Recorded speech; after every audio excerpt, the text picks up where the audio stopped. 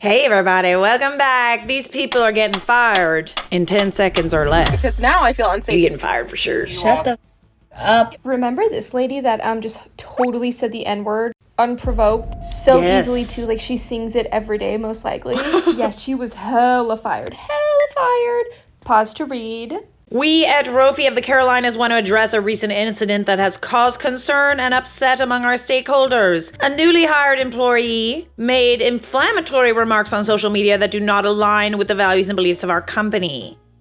We want to make it clear that these sentiments are not representative of our organization and we do not condone or support such behavior. As soon as we were made aware of this situation, we took immediate action to pull the employee from her assignment, which is not directly with any of our clients, and the employee in question is no longer with the company. In other words, you fired us.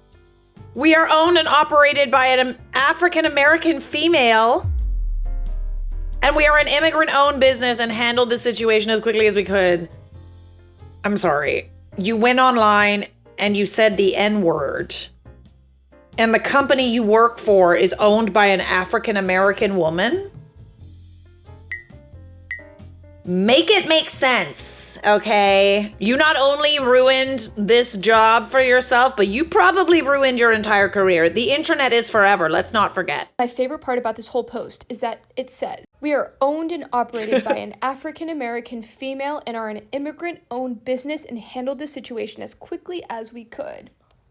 That buffoon really said the N-word while working for a black woman-owned business.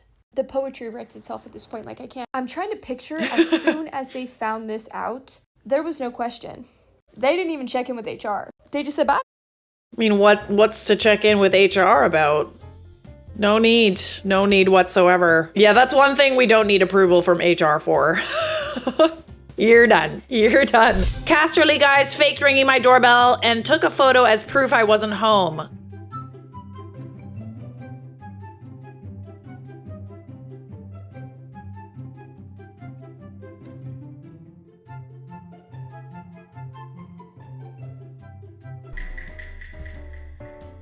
What is castlery? Okay, so it's furniture. Let me try and decipher what happened here, because I feel like this has happened to me a lot. So these guys were supposed to deliver something to you. They rang the doorbell, walked away, didn't even wait to see if you would answer the door. And they did that so that they wouldn't have to lift the furniture and take it into your house. Is that what happened? I can't even tell you how many times it's like, I'm waiting for this package and I want it so bad. Waiting. You know, I'm just chilling. I'm a homebody. I'm always at home. You know, I'm either, filming or I'm, like chilling, working, watching TV, whatever. I'm home most of the time, especially when I know that a package is coming. So I'm sitting waiting for packages and then I get a notification on my phone that was just like, we tried to deliver this package and you weren't home. Looking around, chilling in my pajamas, no, I'm home. I know for a fact I'm home. And you know what else I know for a fact? I don't even think that they went to the front door. You know how I know that? Even if I didn't hear the doorbell, whatever. Bestie, I got ring cam too, and I'd be watching this, okay? Anytime someone even comes close to the door, I get it spotted someone, okay? I didn't get none of that. Y'all just drove off and didn't feel like delivering my item. Paying for extra express shipping too, and then they just me, don't feel like it. Wait, why? They drove all the way there to pretend to bring you a couch? Because they didn't feel like picking it up and bringing it in. All that effort to not make a delivery, I bet you anything that they have to go to the delivery address and prove it. And then if you're not home, then you're not home, then they can move on and not make the delivery. People take days off work to be home for deliveries like this. This would have set me off. There's something about this that honestly fills me with rage because it's so true. The fact that I have to take a day off or Mike has to take a day off to wait for a delivery, and these nudes, even if you pay for, white glove service, they just don't feel like it. Sorry. Me on the camera speaker, you actually have to press the button if you want to ring the doorbell. I'm surprised that you didn't chime in, but they walked off pretty fast. I'm not gonna lie, they rang that doorbell and walked away. Trifling. Okay, so I'm currently sitting waiting to get my hair braided. I have 1 minute until I'm technically allowed inside. I am hood adjacent.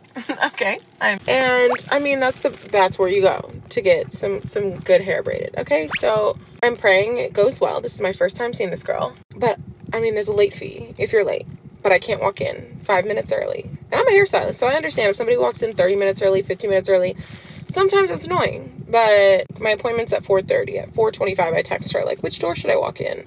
Because I don't see a number. And she goes, the address is on the door, but you can't come in until 4:30.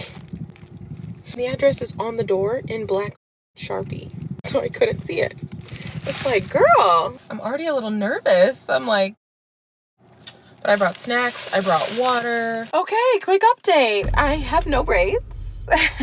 I walked in after telling her that I was there 5 minutes beforehand, and she told me I could not come in until 4:30. I walk in at 4:30, and it's two people braiding someone's hair, and they all are staring at me. In their pajamas, by the way. Staring at me. It's an empty salon and one chair with a ring light. There's half-eaten tacos on the table that I'm supposed to be sitting at waiting. And no one says hello to me. No one says anything. And I just sit down, I guess. And then all of them are talking. This is the worst part. They start talking about how they would beat someone up who walked in without knocking. Now, I just walked into this establishment at my appointment time, like instructed, without knocking, because this isn't someone's home. Like, what? And so I'm sitting there like, they can't be talking about me. I'm sitting right here. They can't be talking about me. And no one says anything. And again, I have to be prompt, on time. And I'm waiting there 20 minutes, watching her do someone else's braids. And I'm like, so I start texting my friend, because I'm a hairstylist. I'm texting my friend, my very good friend, who is my boss. She owns the salon. And I'm like, I feel uncomfortable. I think I'm going to leave. Now I feel unsafe. You guys are talking about beating up somebody who would just walk in the door. And I just walked in the door. Guys, what? And so I brought this big bag of snacks, because if you know, you know, at a hair appointment, that's going to take a long time. And I was like, I'm gonna go put this in my car. No one says anything to me. I walk out, I get in my car, and I drive off. So I just texted her and I said, unfortunately, I felt really uncomfortable, so I left. I paid $35 for a deposit, so I was like, keep my $35. I don't care. But she texted me back and said, I'm sorry you felt that way, but the way that you opened the door was just really aggressive. And so for my own safety, I just felt really unsafe. So you were talking about beating up that opened your door to your salon. I'm sorry, you then have to sit in a chair with this woman for probably like 6 hours, maybe more, depending on what you're getting done. You then have to sit in a chair while this woman does your hair? No, that's going to be a no from me, dog. That's going to be a big no. I want to support this business. It looked cute online. It looked whatever. But it was so... I'm trying not to be mean. It's not my fault your door is broken, bitch. It's not my fault the door swung open when I opened it. And if you don't want somebody to open your door, then don't tell them to come in to your salon. I'm so confused.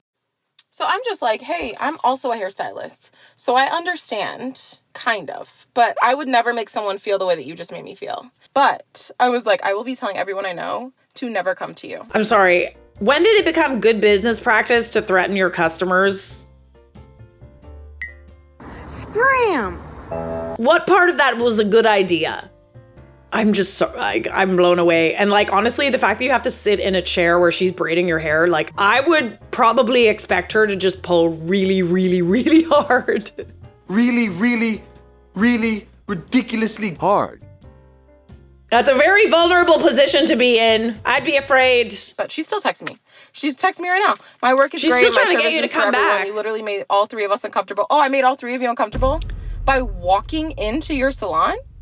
When you told me to. I love that you actually know the owner too, and it's like you picked the wrong one. You picked the wrong one today. You really gotta be careful about who you treat badly, you know? Like sometimes we have bad days, and sometimes, you know, we can say things that are offhand, etc., etc. But we really gotta be careful about who we're snapping at and threatening to beat up. I can't even tell you how many times it has like, I might be tired, I might be stressed out. I always treat like everyone with as much respect as I can muster. Because sure enough, years later, those people, like especially, you know, like if I'm on set or whatever, those people become people that are higher up. And they remember you. They remember how you treated them. You never know who somebody is, or who they could be, or who they know. So it's better just to zip it. So, needless to say, I'm really glad that I listened to my gut. As soon as I walked in there, I was like, I hate this. I hate this. Like, if you felt so uncomfortable, then why are you still trying to get her to come back and be a customer? Yeah, you getting fired. You getting fired for sure. Cool. Yeah. Now I'm panicking. Yeah, don't panic. No, I am, because I'm going to lose my job. But was you panicking when you was here to... POV, you called in sick all weekend and go to EP, then run into your boss. Oh, goodness. Yeah, that's the thing, right? We can call in sick for sure if we don't feel like going to work. However, I feel like this was just meant to happen. That job was not for you, babe. Because what are the chances, you know? Like, do you know how many people go to these, like, music festivals? There's, like, tens of thousands of people. And the fact that you ran into him, you're done. He doesn't look too unhappy about it. Plot twist, he also called in sick. When I look at the story my job posted of me. I hope not. You know, wait a minute. Why is there a picture of me on Instagram? I didn't tell y'all to put that out. I mean, on Twitter that I'm looking at right now. I told y'all to text it to me. Oh, wait. In body scans and consultations. Then just posts her weight on the internet. Hey man, 160 pounds is nothing to be ashamed of. Nothing at all. That's how much I weigh. I actually think I weigh 165. I would sue! Are we even caring that much about, you know, like pounds that we weigh? Like muscle weighs more than fat, right? Are we allowed to try things on? Are you purchasing to shop? Or? I want to purchase. I really do. It's not. Do you? Yeah, it's not. Then if it's to shop, yes. But do you have this one right here? Because I didn't see this one. that's the last one. I think. Ah, okay. Never mind. Thank you. Do you know how much it is? It's 7,000. Okay. Tell me she thinks you're poor without telling me she thinks you're poor. Since when can you like go in a store and they can refuse you service like this? I'm sorry. This is some pretty woman. Big mistake. Big. Huge. Like, I'm sorry. $7,000 is a lot, okay? It definitely is a lot. But this woman looked you up and down and she was like, This woman's not affording anything in this store, so... But even then, are they allowed to do that? No, if you try something on, you must buy it. Since when? Since when? That's the whole point of trying it on. She just didn't want to serve you. She wanted you out of the store, bestie. And honestly, with that attitude, you can take your money elsewhere. Are you purchasing to shop? Huh? It's giving the pretty woman scene. This is literally what it's giving. I don't think we have anything for you. You're obviously in the wrong place. Except the difference is like the pretty woman scene. Look, I got money to spend in here. She walked in there with a pile of cash and they still wouldn't take her money. This woman is like assuming that you can't afford it. I don't know if you're carrying a pile of cash or not. Are you purchasing to shop? Never heard that before because it doesn't exist. It doesn't exist. She just wants you to leave. Girl, I would have told her you're the one working retail, not me. Oh, okay. Normally I wouldn't include something like that, but that's a good one. Like, that's a good one. That's what I don't understand about all of that. You know, I worked retail, okay? I did work retail. Some of the people I know that worked retail made a decent amount of money, okay? But most of us did not. And we certainly didn't have the right to be telling people who came into the store what they can and can't afford, okay? The only reason you can afford it is because you have a discount. So I used to work at Aritzia, okay? So I know exactly how it works there. They look you up and down. Sometimes if you're not the right size or you don't look like you're about to spend money, they don't even bother spending time on you, okay? I never felt that way, okay? A purchase is a purchase, all right? But there are some girls who are like really, you know, kind of like mosquitoes, and they follow you around when you have like a couple of items to try on, when you're there to spend money. They single out the customers that they think will spend money in their store, okay? And they give those people special attention, while at the same time not giving attention to people who, let's say, might not fit in their largest size, don't really look like they're there to spend money, don't look like they have any money, or just don't look fashionable enough, okay? So I went into Aritzia like a couple of years ago, and I went there to buy like a super puff. I was there to spend like a decent amount of money on a nice winter jacket, but like I went there after the gym, you know, I'm looking kind of like disheveled and stuff. And I walk in and this girl doesn't even greet me. Problem number one, okay? At Aritzia, we greet everyone. We greet everyone! She doesn't greet me. She looks me up and down. She lets me go about my business. And I was like, okay, I see how it is. I see how it is. So I'm walking around the store and I'm like, you know, I could spend some money today. So I walk around the store, I'm gathering a bunch of things, and you know, this girl comes up to me, she's like, oh, you know, like I think that would look really, really good on you. She was super, super nice, etc. Didn't care about what I was wearing. She was just there to help me. So I start handing her a bunch of things, and she takes it to the fitting room, as they do, okay? I know exactly how this works. They don't really make commission, I don't think, but it's definitely on like a... When I used to work there, if you didn't sell a certain amount, you couldn't get hours, okay? So it was very competitive. So this girl's being super, super nice. She's styling me and stuff like that. And, you know, I find like a hefty amount of pieces in addition to the jacket that I wanted to buy. And I go up to the cash register, and the girl who didn't greet me before tries to fight for my sale. Okay? She walks up to the cash and she does the... Okay, so... Types in her number, and I'm like, no, okay, so this girl was the one that was helping me all day today? Yeah, I bet you wish you would have greeted me now. I honestly will do that all the time. Like, if I'm getting treated really poorly... Oh man, just because I worked in retail and I know what good retail experiences are like, because I gave stellar retail experiences. When my bosses jokingly said they were looking for someone who can make a good coffee in an interview, so I lied and said I had barista experience. Oh, is that your attempt at one of those little leaves? The little leaves? Yeah, those are hard, bestie. Those are not easy. Oh goodness, oh goodness. So that's the coffee you made them? I mean, listen, I'd still drink it. It's like, yeah, you can't do the little leaf, okay? Doesn't mean it's a bad coffee. Might have a little too much milk in it now, but... Just use toothpick and swirl it around. All the baristas coming in through the comments. Look, it's a cloud. Shut the up and move to the next thing. Why? We too grown to be stuck on this thing. Hello? Matt Destiny? I'm gonna need you to mic your microphone because we just heard. Oh, girl, not only were you like... Not only did you have your microphone not on mute, but you were talking some... Shut the up and move to the next thing. Why? We too grown to be stuck on this thing. Oh my goodness. Hello? Yeah, you're fired for sure. Like Matt Destiny? I'm gonna need you to mic your Destiny! We just heard. Destiny! Why'd you do that? Oh my god, you just told your boss to shut up! Yeah, I'd fire you too, honestly. I would have just logged out and sent the equipment back. Like, I would have quit. Just been like, just throw in the towel, just call it a day. Yep, mic your mute. She did say mic your mute. She was like, what the just happened? Did that actually just happen?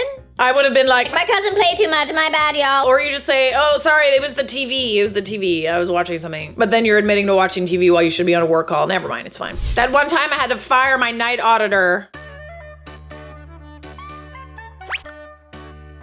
Oh. Oh, okay. Oh, we're throwing things. We're making a mess. Oh, yeah. Yeah. Okay. Okay, so was that the reason you fired her, or was that you firing her? I have a feeling this woman just got fired. Hey, I mean, it's not like she has anything to lose. But she would have been fired in like 10 seconds or less, so. Subscribe!